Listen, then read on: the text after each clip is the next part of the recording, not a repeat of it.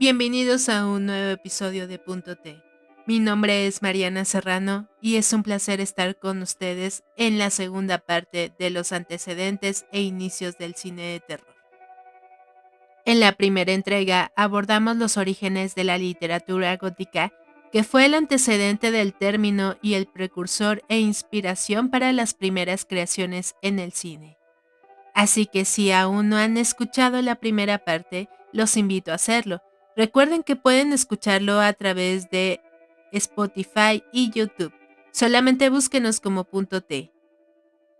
Y si les gusta nuestro contenido, no olviden suscribirse y seguirnos en ambas plataformas.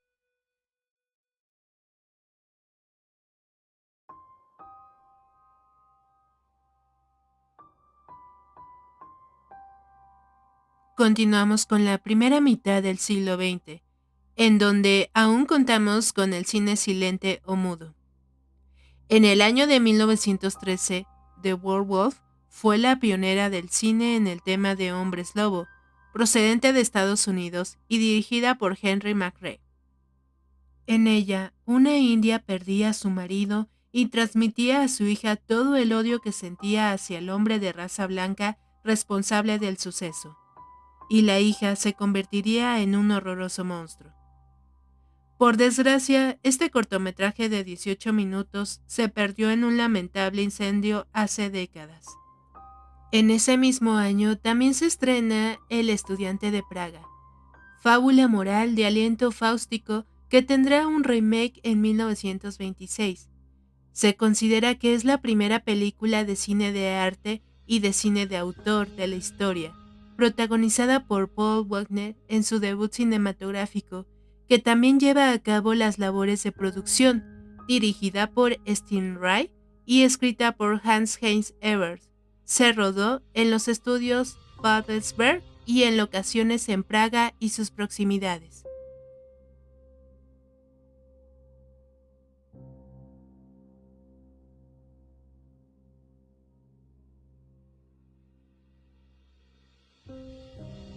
En 1920, Lon Chaney, actor estadounidense, apodado El hombre de las mil caras, se convierte en sinónimo de terror cinematográfico, gracias a sus vanguardistas maquillajes y, bueno, su talento inconmensurable. Los tres iconos tenebrosos de su filmografía son El jorobado de Notre Dame, El fantasma de la ópera y London After Midnight, quizá la película perdida más mítica e influyente de todos los tiempos.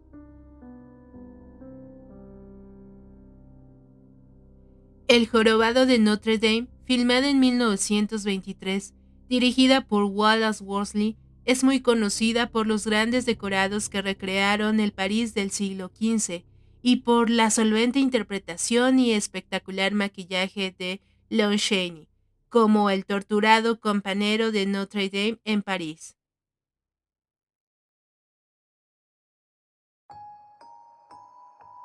El fantasma de la ópera, basada en la novela homónima de Gaston Leroux, ya había tenido una primera adaptación antes de 1925, pero esta se perdió, por lo que la única película preservada fue dirigida por Rupert Julian.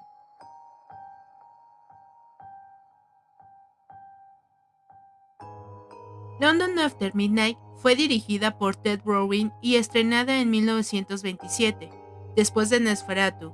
Es la segunda película en la historia del cine que tiene entre sus personajes a un vampiro. En lo que respecta al frente europeo, sombras expresionistas se cernían sobre Alemania. El gabinete del Dr. Caligari de 1920 le tomó el pulso a una sociedad que se estaba sumiendo, cual sonámbula, en una alucinación colectiva, mientras que el Nosferatu de 1922 de Murnau se manifestó casi como un tratado de las posibilidades ocultistas del cinematógrafo. Y detengámonos un poco con Nosferatu, ya que además de ser un filme que marcó, también forma parte del movimiento del expresionismo alemán, un importante movimiento cultural de la época y por supuesto también para el cine. Además, tanto los personajes de Drácula como de Frankenstein es uno de los mitos literarios más potentes y visionarios del siglo XIX. En ellos se funden magistralmente lo ancestral, el pasado, lo oculto, el ansia de eternidad y el progreso y los miedos al futuro y la ciencia, hechizo y razón. Al principio no tuvo mucho éxito y quedó envuelta en la polémica ante la denuncia de plagio por parte de los herederos de Stoker. La película fue prohibida. Algunas cintas se salvaron y se convirtieron en una obra de culto.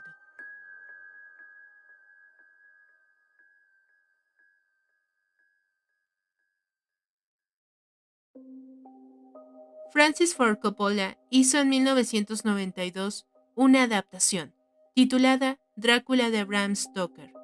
El protagonista fue Gary Oldman en una actuación y caracterización inolvidables, junto a los actores Winona Ryder, Keanu Reeves y Sir Anthony Hopkins. Una producción en la que destaca la puesta en escena, tanto en escenografía como vestuario. Obtuvo 3 premios Oscar: vestuario, maquillaje y sonido.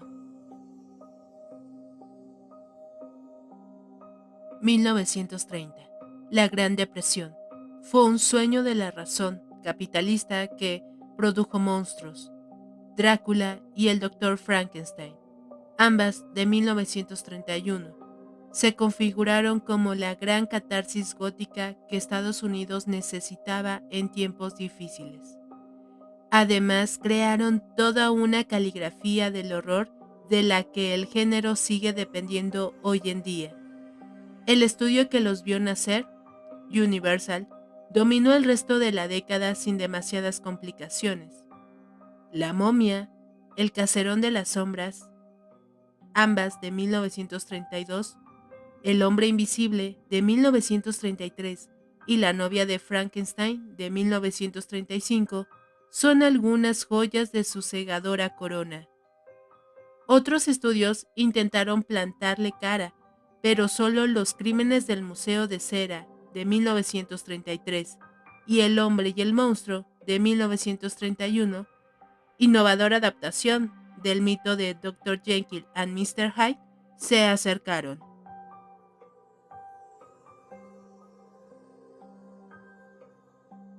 Llega 1940. Es la década de Walt Newton, superproductor de la RKO, que es considerado el gran catedrático de la Universidad de la Sugestión. Sus colaboraciones con Jacques Tourneur, especialmente La Mujer Pantera de 1940, demuestran que el bajo presupuesto puede ser sinónimo de alta distinción. Mientras tanto, la Universal comenzó la década añadiendo un nuevo nombre a su Olimpo, El Hombre Lobo de 1941, que solo 2 años después conocería el monstruo de Frankenstein en La Zingara y los monstruos en 1943. Fue el origen de la ensalada de monstruos del estudio, un lento y progresivo descenso de calidad que culminó en la autoparódica Abbott y Costello contra los fantasmas en 1948. Los cómicos le clavaron una estaca en el corazón al legado de sombras de la Universal, pero de paso acuñaron la posmodernidad del cine.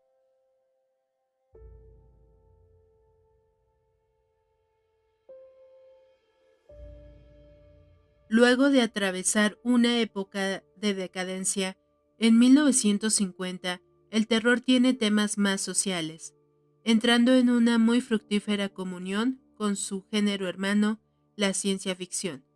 Sobre todo a los espectadores de los 50 les asustaba el átomo y demás prodigios científicos, La mujer y el monstruo, La humanidad en peligro, ambas en 1954, y Tarántula en 1955 son buenos ejemplos.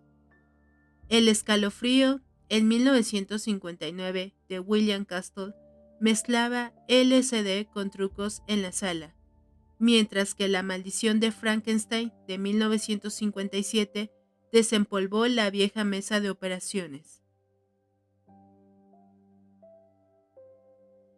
Fue el origen de la Hammer Films, productora británica, que cogió el testigo de la Universal y reanimó a sus viejos monstruos, dando así Drácula de 1958 y La momia en 1959. En realidad fueron las reposiciones de los clásicos de Universal en televisión, unidas bajo el sello de Shock Theater y la mítica revista de Forrest J. Ackerman, Famous Monster of Finland, que ya habían reavivado el interés por los clásicos antes de que la Hammer les insuflara color y hemoglobina a raudales. ¿Qué les ha parecido la primera parte del siglo XX del cine de terror? Evolucionó con gran rapidez, tanto que casi cae en la total decadencia, al querer repetir la misma fórmula una y otra vez. ¿Creen que hoy en día ocurre lo mismo? Aunque, si bien es cierto, otra de las cosas que siguen replicando es la creatividad al tener poco presupuesto, pero hay muchos filmes que han sido exitosos. En cuanto al expresionismo alemán, es un tema bastante interesante, así como todos los detalles de Nosferatu. ¿Les gustaría que se hiciera un episodio especial de ambos temas? Si es así, déjenlo en los comentarios o de qué temas o películas les gustaría conocer.